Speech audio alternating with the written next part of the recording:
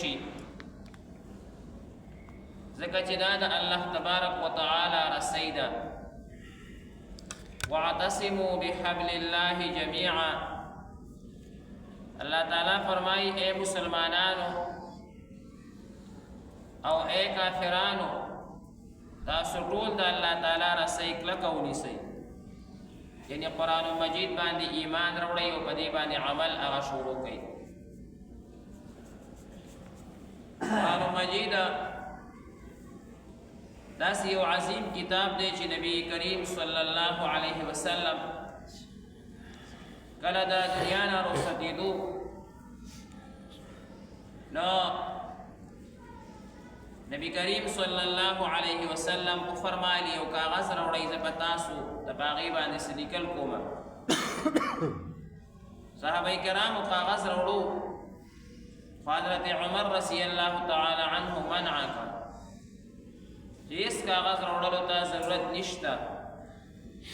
نبی کریم صلی الله علیه وسلم بیمار دی، هغوی ته مونږه د لیکلو زحمت او تکلیف نشو ورکولی.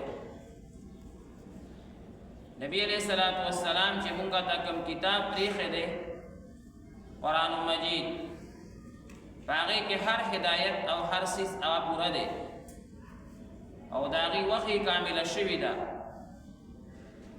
د دې نه بعد د کاغذ لیکلو ضرورت هغه نشته. نو نبی کریم صلی الله علیه وسلم په خپله هم په دې خبره باندې غلی شو. د حضور صلی الله علیه وسلم غلی کېدل علما وایي په دې باندې دلالت کوي چې یقینا د الله تعالی کتاب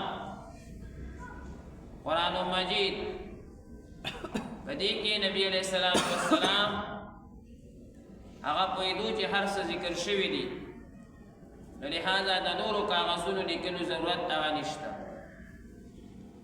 او بیا بل روایت کې صفا نبی علیہ السلام فرمایلی دي چې ترکت فیکم امرین، دوه څیزونه ما تاسو ته پرېښوده، لن تضلوا ما